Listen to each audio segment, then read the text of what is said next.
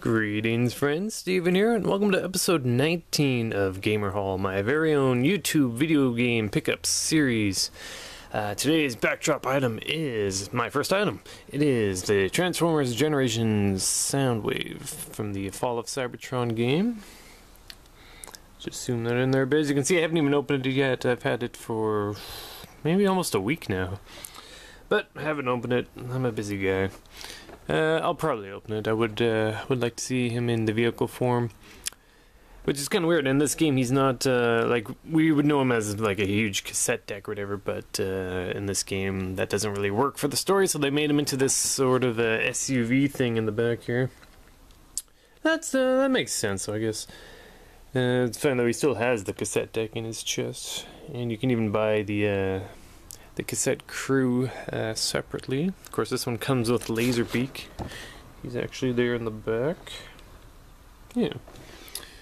So pretty neat item. I got this at Walmart. It was on sale for like $22.99 or something like that.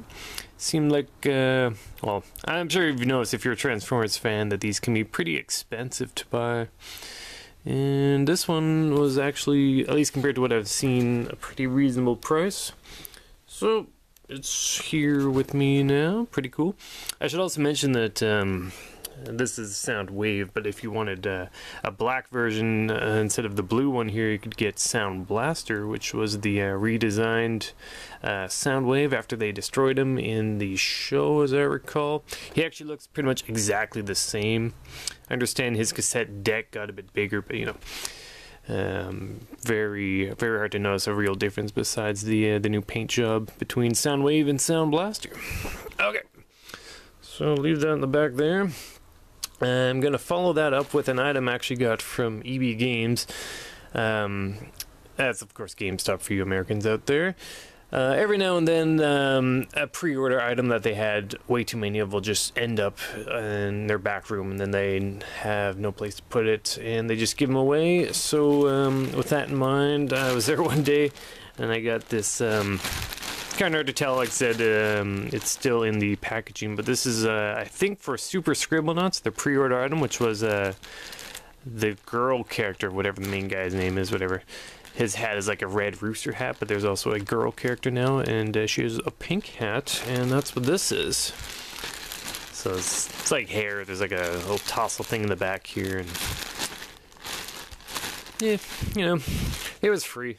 I was there, I was buying stuff, and I was like, yeah, sure, I'll take one of those too. Why not? So, next item I've got is, I was at my local Value Village looking for whatever. I don't know about you guys, but I'm finding it really hard to find classic games in thrift stores. I guess the secret's out now and everyone's looking for them there. So I didn't find any retro gaming goodness at my local Value Village, but I did actually end up with a couple Foxtrot books. I've got Death by Field Trip and Am I a Mutant or What? And these were what, like $2 each or something. I was like, sure, I like Foxtrot. Good times. There's one episode here where they're talking about Pokemon cards and how he wants it. Even just touch the thing. She's got the shiny Charizard card, which is pretty hilarious. There you go. And there's another one here that stands out where they are going trick-or-treating, and they've got the alien helmets here on. And the aliens grab the candy, one guy gets candy, one guy gets a piece of the guy's shirt. Classic fun. Good stuff. Foxtrot. Alright, on to the games. I've got mostly stuff from eBay. I kind of went on an eBay rampage, and a lot of it's come in now. A few items I'm still waiting for, but most of it's here. This first item actually doesn't really count, but I'm going to show it anyways. If you saw the last episode, I was talking about the game Penguin Wars for the original, yeah, here it is. Penguin Wars for the original Game Boy, and I was saying that the side had a crack in it, so I ended up buying a replacement back. And this is it now, actually, because the new one's on the game, so it's now without cracks and works just fine. It's a cute little game. So I got one of those. That was like $1. It was worth it. If you're a collector like I am, you always like to have your games in pristine shape. And I got this The little cover case here for it as well. Cool. And I will follow that up with a game I got for $5, taxes included. Also for the Game Boy, it is Ghostbusters 2. Now it says Activision there, but Activision was actually the publisher, and of all people, HAL Laboratories was the developer. They're the guys that make Kirby games. And this is actually a pretty cute game. It's not bad. It's definitely worth $5, especially if you like collecting original Game Boy carts. So yeah, I'd recommend this one. Look it up on YouTube here. It's neat. I might play it in an episode of You Know What, Game Start later on. We'll see. Okay, next up we're moving from Game Boy to original Nintendo. At my local, one of my local used game selling stores, I picked up DuckTales. You know you love it. Capcom presents Disney's DuckTales. Surprisingly, I didn't have this in my collection. I wasn't even sure when I was buying. I was like, well, I think I have it, but I'm not sure. And actually, I didn't have it, so I do now. Actually, you would not believe it, I got this for $10. Pretty good deal. Normally, people charge more than that, and I wouldn't buy it for more than that. Not saying it's a bad game, but it was never my personal favorite. But definitely good to have it in the collection.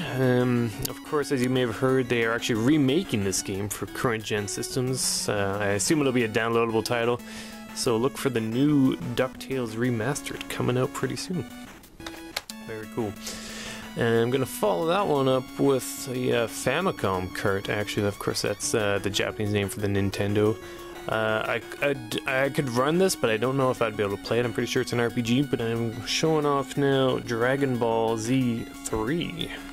That's by Bandai. I really just liked the cart design. You'll be seeing a lot more Famicom and Super Famicom carts as these videos progress, just because I like to collect them. And this was pretty cheap off of eBay. Couldn't have been more than $5 if that. I just like the Super Saiyan trio on the front here. And on the top of the card there's a little sticker as well. It's got the Bandai badge there.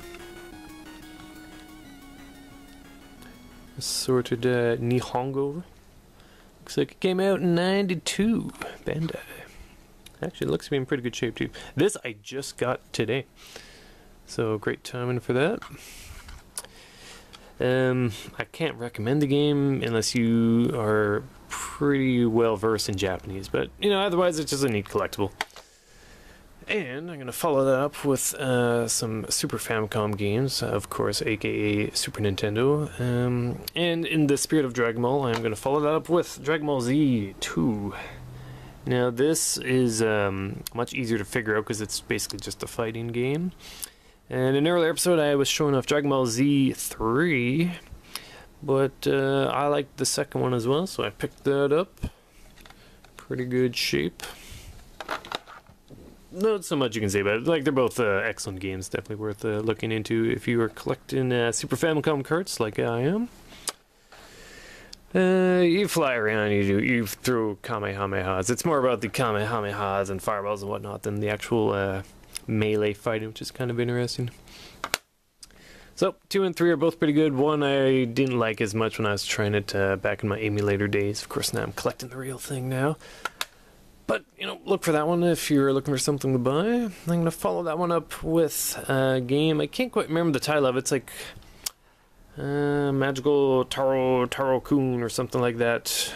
Magic Adventure.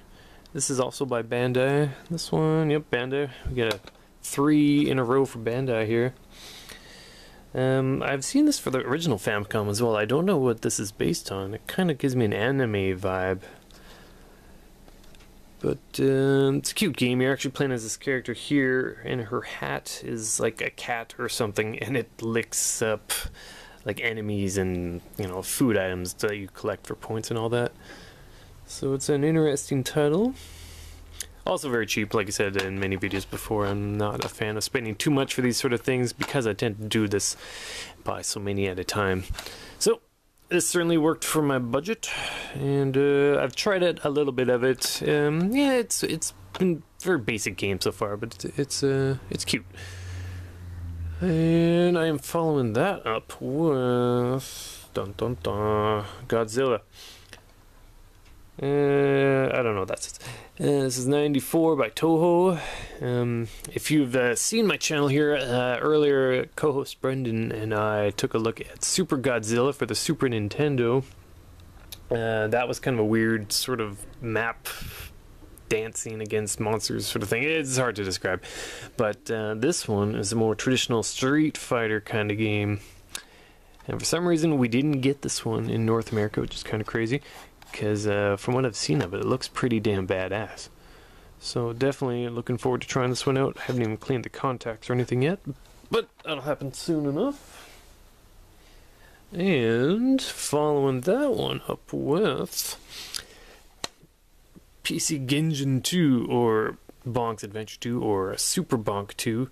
Now, we got Super Bonk 1 for the Super Nintendo. I have it. I don't know where it is right now. I was going to show it, but I didn't dig it up. Whatever. But it's a weird game. Very, very weird game.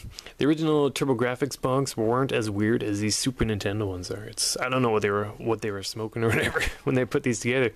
I'm not saying they're bad by any means, but they're just bizarre. And of course, this is by Hudson Soft in 1995. We didn't get Super Bonk 2 in North America. We got Super Bonk 1. So, I went on my eBay and I picked this one up.